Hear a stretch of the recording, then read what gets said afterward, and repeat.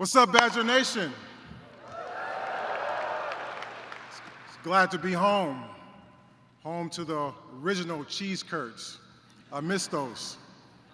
But it's always good to be home. So greetings, Chancellor Mnookin, distinguished faculty, alumni, family and friends, and most importantly, to our All-Stars, the class of 2023.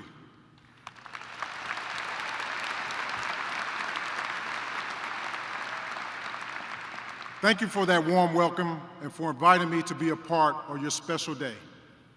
I've made some incredible memories here on this campus over the years, hearing the final buzzer at the old field house when we beat the Fab Five of Michigan.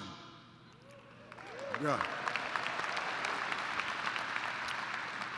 Watching the March Madness selection show, and for the first time in 47 years, hear their announcers say, the Wisconsin Badgers.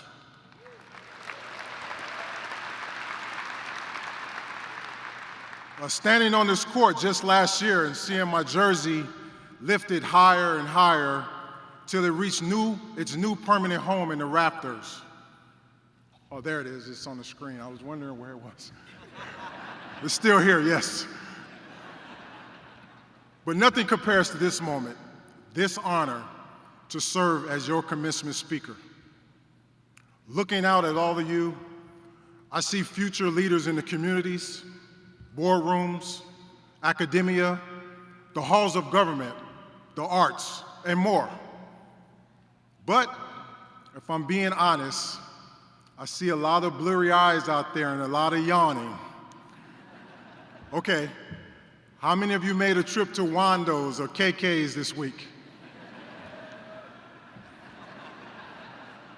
How about State Street Brats or the Nitty Gritty, the birthday bar?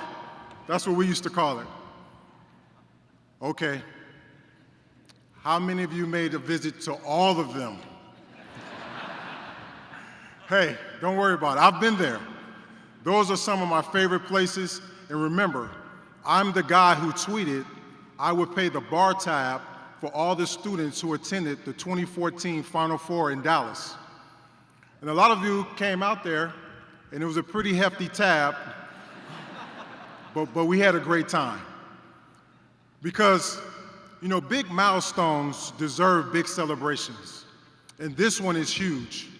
You should be proud. You put in the hours, you've written all the papers, you passed all the tests, you sung your heart out to Varsity. You jumped around at Camp Randall. Now you're ready to take your talents to the world and make your own dents. But even with all the preparation, it's natural to have questions and worries about your future, the world, your place in it. And that's okay. I did too. Now I'm sure some of you are thinking, it's easy for me to say that I was an NBA prospect. But growing up in Maywood, Illinois, I was far from that. I was anything but a sure bet. There was no Victor Wembanyama high school hype about me, no social media with thousands of millions of followers, no projections that I would even become a Badger, let alone make it to the NBA and play against some of the GOATs like MJ, LeBron, or Kobe, or eventually work for sharks like Mark Cuban. No, I didn't even have the raw talent, for example, of a kid from Milwaukee by the name of Devin Harris. Devin is actually here with us today, as you guys saw. He's graduating with all of you. And I'd just like to say, I'm very proud of you, young man. Very proud of you.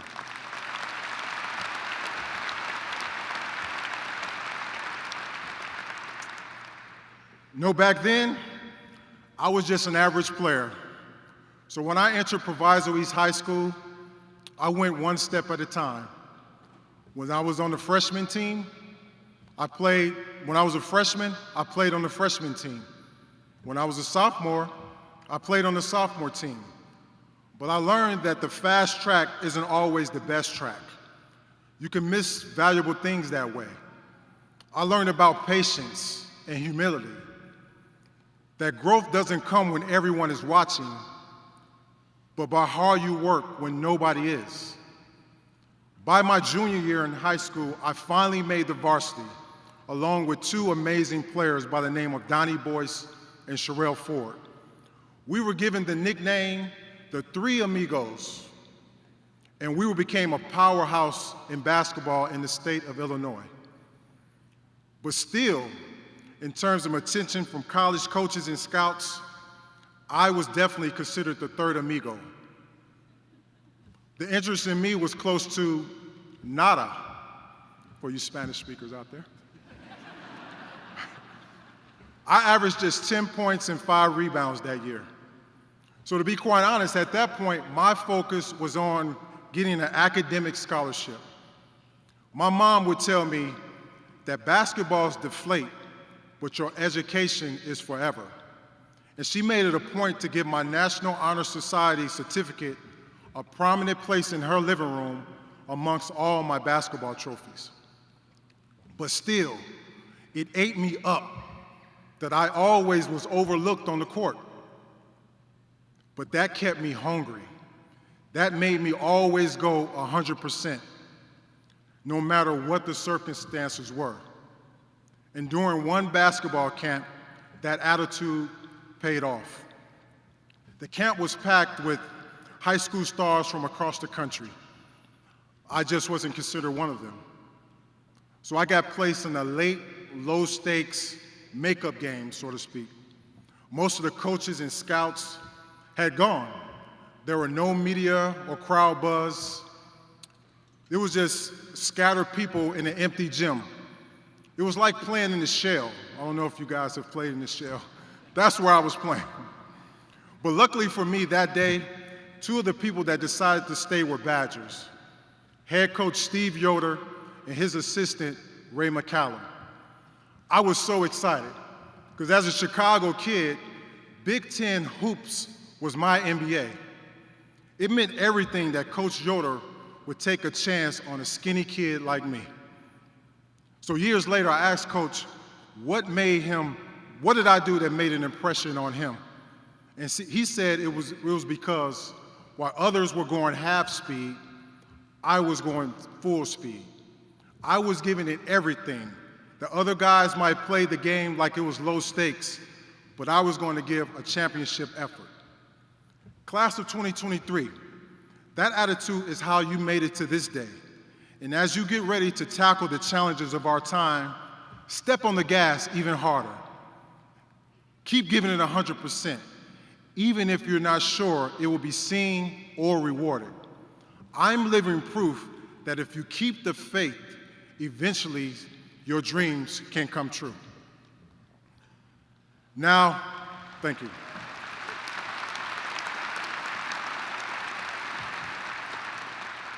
Now, you can't reach the rafters of life alone. You need a community. And in my community, I had that. I had that in my mom, my grandma, my sisters, my niece and nephew, who are here today, both physically and in spirit. It didn't matter if it was rain or snow, they always made that 140-mile drive from Maywood to Madison to support me. And graduates, I know all of you have a community here. I would like all of them to stand if you can, or wave. Friends and family, okay? This is your chance. Wave.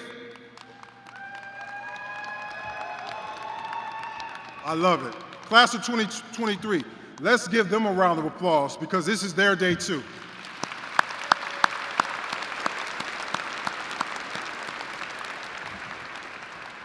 Graduates, gratitude, never forget that. Always make time for them, no matter where your next chapter is.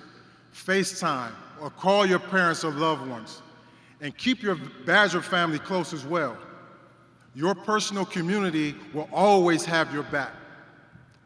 I developed a lot of close friendships here with folks who reminded me of my community back home.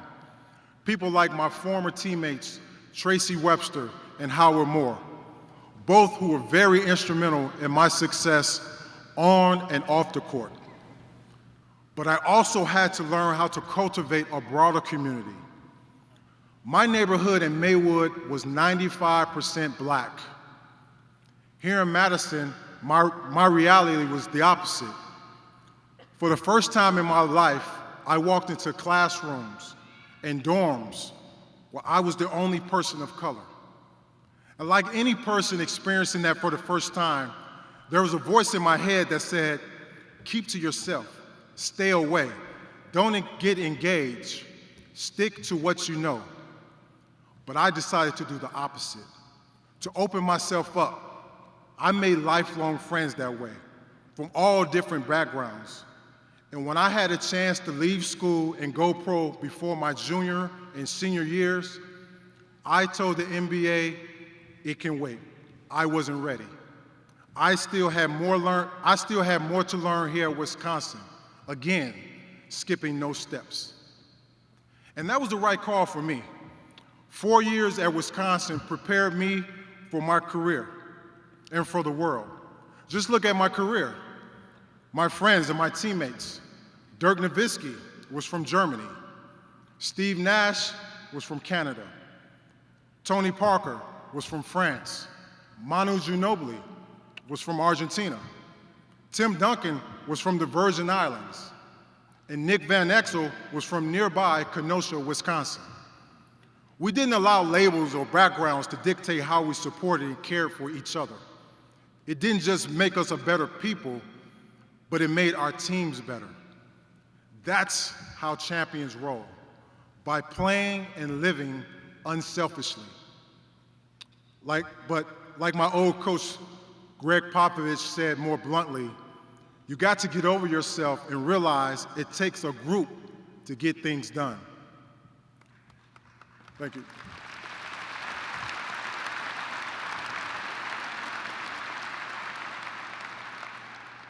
There's a lesson in there that feels even more important in today's world.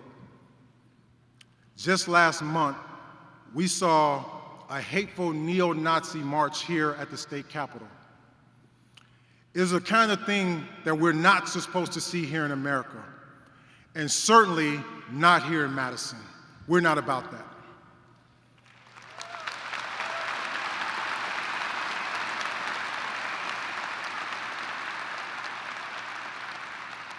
This is the place that taught me to love and respect our differences. This is the place that prepared all of us to meet this moment, not just with our diplomas, but with our community. Class of 2023, I ask that you help people open themselves up to others, to help them be more curious and empathetic, to try to see the best in each other, not the worst. Wisconsin did that for me. I know it did that for so many of you. So let's all of us use what we learned here to build a future with less judgment and more understanding.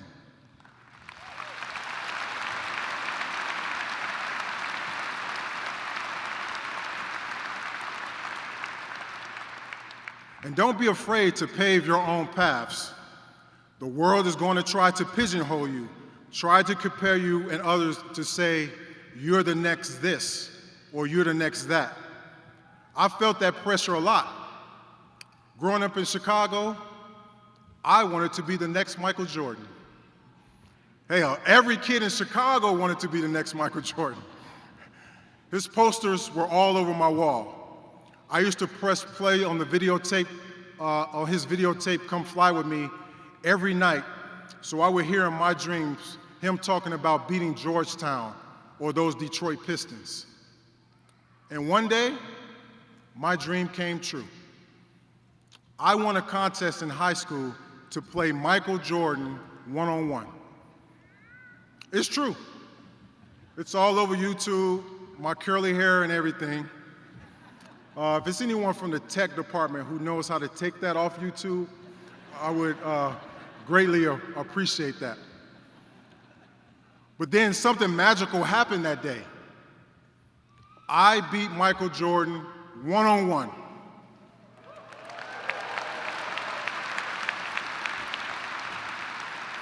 Hold the applause. No, I'm just kidding. He kicked my butt. MJ didn't let anyone beat him, not even a little kid. But to be quite honest, that wasn't even my main concern. Playing him one-on-one, I just didn't want to accidentally hurt him. I can remember one play in particular, MJ drove the ball, and I hit him on the thigh so hard that my heart jumped out of my chest. It was scary because the Bulls were in the midst of the playoffs, and he took time to play against me. So the one thing I didn't want to do was hurt him and hurt their chances of winning championship, and also have the whole city of Chicago coming after me because I hurt Michael Jordan. Thankfully, he was okay after that brief incident. But that just shows you how obsessed I was with being like Mike. But that was true even in the pros. I remember way back in 2000, it was early 2000s, with the Mavericks, we had just signed Dennis Rodman. He played with us for 12 games, and it was shortly after he had played 3 straight championship teams with the Bulls. And I remember one game, we were down, and we have the ball. Coach Don Nelson at the time calls a timeout, and he draws up the play for me to take the game-winning shot.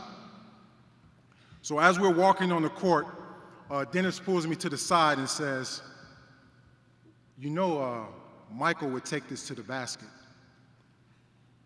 I said, "Okay." So you know what that meant for me? I was going to take it to the basket. I was going to be like Mike. So the whistle blows, the ball comes to me, I put my head down, and I drive to the basket, and I miss. So the final horn sounds, we lose, and Dennis is walking off the court. He grabs me by the shoulder, and he says, "Well, young man, I guess you're not Michael Jordan." In the moment, it was funny, but it kind of hurt too. But that just goes to show you the world doesn't need another Michael Jordan, and I realized that over time. I realized that the greatest gift that I can offer the world was to be the best Michael Finley I could be.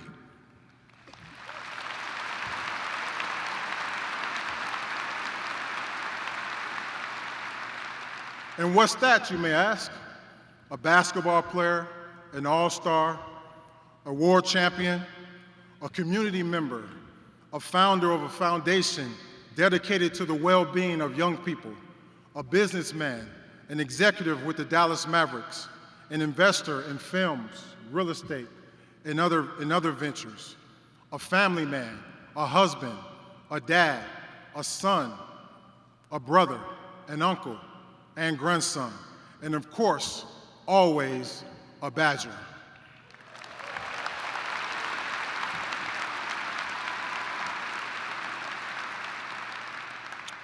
That's my mark on this world, and every single one of you is now prepared with this world-class education that can help make yours.